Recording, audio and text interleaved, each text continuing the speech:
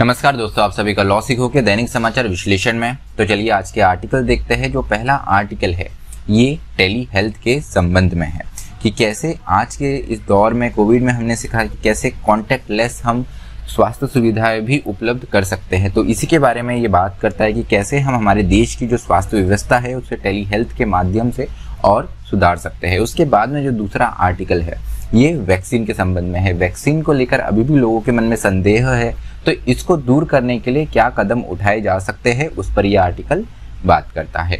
उसके बाद में जो हमारा तीसरा आर्टिकल है ये बात करता है कि दिल्ली के अलावा जो आज हमारी एक ही नेशनल कैपिटल है उसके अलावा भी क्या और भी कैपिटल्स हो सकती है, और भी जुडिशियल कैपिटल्स की भी बात की गई है कि सुप्रीम कोर्ट की बेंचेस जो है वो और भी होनी चाहिए दिल्ली के अलावा दूसरी जगहों पर भी। उसके बारे में भी हम इस आर्टिकल में बात करेंगे। अंत में जैसे आपको पता है न्यूज़ इन फ्लैश होता है जिनमें हम उन समाचारों के बारे में चर्चा करते हैं जो कि हमारी परीक्षा के लिए महत्वपूर्ण है।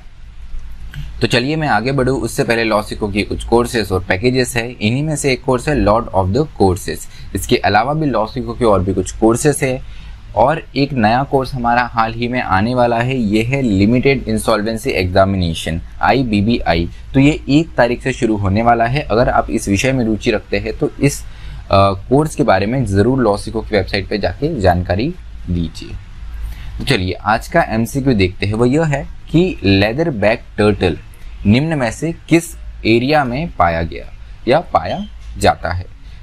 आपका ऑप्शन ए है Andaman Nicobar islands, option B है पैसिफिक ओशन, ऑप्शन सी है अटलांटिक ओशन, या ऑप्शन डी ये सभी। जो भी आपका उत्तर हो कमेंट बॉक्स में जरूर लिखिएगा।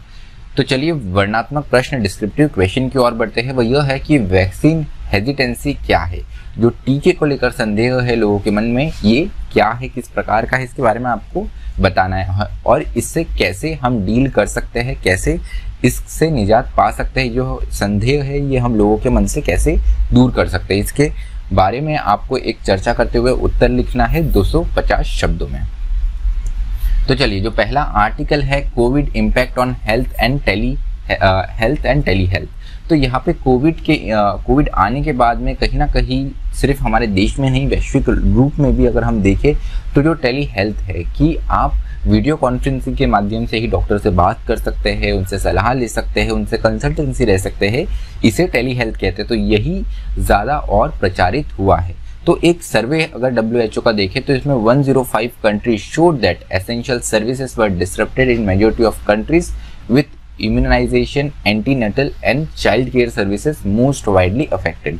तो कोविड के इस दौर में WHO ने एक सर्वे करा तो उसमें पता चला कि 105 कंट्रीज के साथ में जो सर्वे करा तो उसमें ये देखने को मिला 105 कंट्रीज ने कहा कि हमारी जो एसेंशियल सर्विस है जिसमें जो इम्यूनाइजेशन और जो एंटीनेटल जैसी सर्विसेज है, चाइल्ड केयर जैसी सर्विसेज है, ये काफ़ी ज़्यादा अफेक्ट हुई कोविड के दौर में। अब बात यह है कि इस पर्टिकुलर समस्या से अब कोविड की जो समस्या आई है इसको देखते हुए कहीं ना कहीं हमको फ्यूचर के लिए भी और प्रिपेयर्ड रहना चाहिए। तो क्या कदम उठाए जा सकते हैं वो हम देखते हैं। तो पहले है कि इनहैंस टेक्नोलॉजिकल यूज़, कि आपकी जो प्रौद्योगिकी का इस्तेमाल है उसको आप ज़्यादा से ज़्यादा बढ़ा सकते हैं। जैसे virtual consultation avoid risk of Covid. तो वर्चुअल कंसल्टेशन टेली हेल्थ में जैसे होता है कि जो सलाह होती है, परामर्श होती है डॉक्टर से, वो आप वीडियो कॉन्फ्रेंसिंग के माध्यम से लेते हैं। इससे कोविड जैसी जो बीमारी है, जो ट्रांसमिटिंग डिसीज है, उसका रिस्क जो है वो कम हो जाता है। उसके अलावा गवर्नमेंट की जो ई-संजीवनी प्लेटफॉर्म है which offers both provider to patient, provider to provided interaction, ऐसी सर्विसेज को भी और ज़्यादा महत्व मिलना चाहिए। तो ई-संजीवनी करके एक प्लेटफॉर्म है जिससे प्रोवाइडर जो है उससे पेशेंट और प्रोवाइडर टू प्रोवाइडर ये दोनों को कनेक्ट करता है। मतलब यहाँ पे डॉक्टर और पेशेंट, उसके अलावा जो सर्विस प्रोवाइडर है जैसे डॉक्टर्स है, मेडिकल प्रोवाइडर्स है, इनको भी आपस में जोड़ने में मदद करता है। उसके अलावा यूटिलाइज शेयर्ड अपॉइंटमेंट्स। अब शेयर्ड अपॉइंटमेंट्स से यहाँ मतलब ये होता है कि जब ग्रुप अपॉइंटमेंट्स होते हैं तो ये जो प्लान है ये offered successfully in US for over 20 years. तो पिछले 20 सालों से ये US में काफ़ी अच्छे तरीके से चल रहा है। इसके अलावा इसके बेनिफिट ये होते हैं कि patient get more time with clinician. तो यहाँ पे जो डॉक्टर होता है, जो चिकित्सक सलाहकार होता है, इसके साथ में पेशेंट को और ज़्यादा टाइम मिलता है। उसके अलावा पीयर सपोर्ट का भी एक महत्वपूर्ण चीज़ यहाँ पर हो जाती है कि जो और साथी पेशेंट रहते हैं उनका भी एक सपोर्ट मिलता है। तो ये काफ़ी मेंटली अगर मस्तिष्क रूप से देखें तो ये काफ़ी ज़्यादा मदद करता है। उसके अलावा इम्प्रूव प्रोडक्टिविटी एंड आउटकम, तो यहाँ पे प्रोडक्टिविटी और आउटकम जो है, गुणवत्ता है, वो भी काफ़ी इसमें सुधार आता है। अगर भारत में बात करें तो भारत में कोविड के दौर में अगर पिछले कुछ वर्षों में, कुछ महीनों में देखा जाए तो टीबी के जो डिटेक्शन होता था ये 50% से घट गया है। उसके अलावा एंटीनेटल केयर, मतलब जब गर्भधारण के समय जो गर्भवती महिला रहती है उससे जुड़ी हुई जो केयर है, ये भी जो विजिट होती थी ये भी 56% से कम हो गई है। उसके अलावा stoppage of regular follow-ups for diabetes, तो डायबिटिक जो पेशेंट होते हैं, जो मधुमेह के रोगी होते हैं, इनका भी जो रेगुलर विजिट है वो भी कम हो गया है। उसके अलावा कहीं ना कहीं इससे जो इनइक्वालिटी, असमानता है वो और भी बड़ी है, खासकर जो रूरल और रिमोट एरिया में जो डिसएडवांटेज्ड हमारे लोअर तबके की कम्युनिटी रहती है उनको इसका बहुत ज़्यादा हर्जाना देखने को मिला है, ये सबसे ज़्यादा इससे प्रभावित हुए हैं। उसके अलावा global strategy on digital health की अगर हम बात करें तो ये WHO के द्वारा एडॉप्ट किया गया डिजिटल हेल्थ का एक पूरा प्रोग्राम, और साथ ही साथ इन्होंने जो डिफरेंट नेशन से इनसे भी कहा है कि आप अपने अपने रोड मैप के साथ में कैसे आप जो हेल्थ सर्विस है वो डिजिटल माध्यम से दे सकते हैं, इसके एक रोड मैप के साथ में आप हमारे सामने आइए। तो चलिए, जो दूसरा आर्टिकल है कॉम्बेट वैक्सीन हेजिटेंसी के बारे में, तो वैक्सीन को लेकर बहुत संदेह है, बहुत भ्रांतियां है, उसके बारे में आर्टिकल है। तो वैक्सीनेशन जो ड्राइव है, पहले तो जब स्टार्ट हुई तो काफ़ी अच्छा रिस्पांस देखने को मिला, पर अभी कहीं ना कहीं उतना सक्सेसफुल होते हुए ये नहीं दिख रहा है, जितनी उत्साह होना चाहिए लोगों में वो देखने को नहीं मिल रहा है। डिस्पाइट हमारे पास में हम इसको अवेलेबल करवा पा रहे हैं, ये काफ़ी ज़्यादा अफोर्डेबल है, उसके साथ में हेल्थ केयर जो है उस सिस्टम को हम इसको एक्सेस भी करवा पा रहे हैं, इसके कारण भी कई ज़्यादा प्रॉब्लम हमें देखने को मिल रही है कि सैनिटेशन वर्कर, फ्रंटलाइन वर्कर्स को ये देना शुरू हो गया। कई राज्यों में ये समाप्त भी हो गया है, ये वाला फेज जो फ्रंटलाइन वर्कर्स के लिए था। उसके बावजूद भी इतना अच्छा रिस्पॉन्स जो है जनरल पब्लिक की तरफ से टीके को, वैक्सीन को मिलता हुआ नहीं दिख रहा है।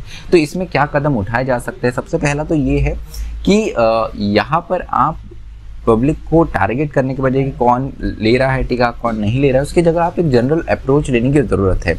तो अगर इससे जुड़ी हुई, टीके से जुड़ी हुई जो भी भ्रांतियाँ है, इसको वैज्ञानिक तत्व जो फैक्ट्स है उनके द्वारा आप दूर कर सकते हैं। साथ ही साथ प्रॉपर कम्युनिकेशन जो है वो भी आप लोगों को प्रोवाइड करवा सकते हैं। उसके अलावा develop inquisitive temper to fact check any news related to कोविड-19 वैक्सीन बिफोर शेयरिंग।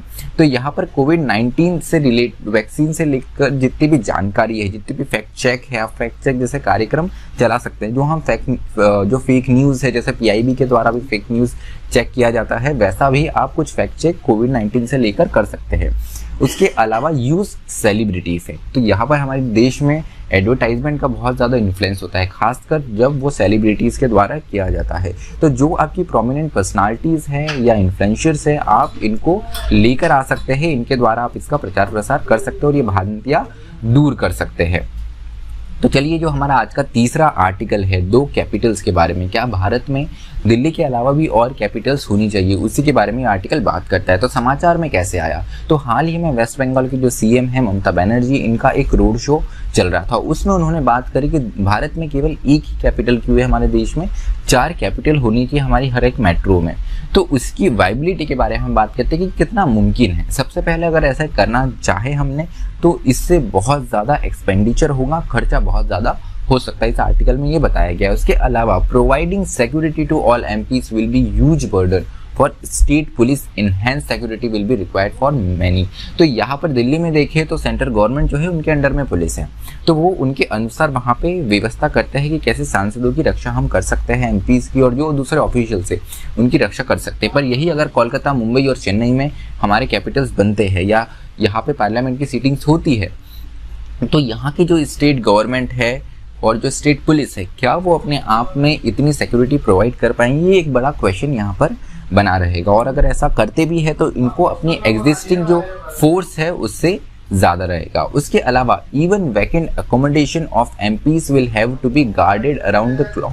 तो अगर ये एकोमोडेशंस भी जो बनाई जाती है अलग अलग सिटीज़ में, अगर इन मेट्रो सिटीज़ में बनाई भी जाती है, तो हमको ये देखने को मिलेगा जब ये खाली रहते हैं तो इनको भी गार्ड करने का काफ़ी ज़्यादा खर्च होगा। उसके अलावा जुडिशरी की बात की गई कि जुडिशरी के लिए भी जो हमारे 5 राज्य है उनकी जो बार काउंसिल थे उन्होंने सजेस्ट कराया कि सुप्रीम कोर्ट की एक बेंच जो है वो सदर्न इंडिया में होना ज़रूरी है, बिकॉज जो लिटिगेंट्स रहते हैं उनको अगर अपील के लिए सुप्रीम कोर्ट जाना है तो काफ़ी दिक्कतों का सामना करना पड़ता है। तो जनवरी 2021 में जो बार काउंसिल है 5 सदर्न स्टेट्स की, इन्होंने ये रिक्वेस्ट भी करी हुई है।